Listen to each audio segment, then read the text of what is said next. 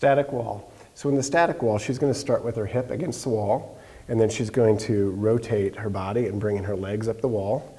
And she's going to scoot as close as she can to the wall. And this is very important that her knees stay locked out when she gets to the wall.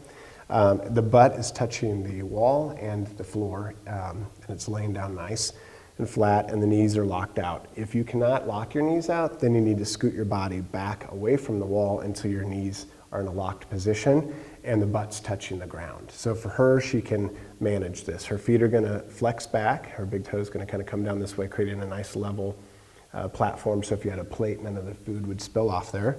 The arms come out at a 45-degree angle, palms up, and she just relaxes in this position. This is creating thoracic extension. It's limiting rotation in the pelvis while we're engaging the whole posterior fascial line all the way up her body. And so she's going to feel a stretch in her hamstring and in her calves. But again, it's stretching that fascial line all the way up into the erector muscles. And then she's just going to lay here and relax for 3 to 5 minutes, or as her therapist has prescribed. And this is static wall.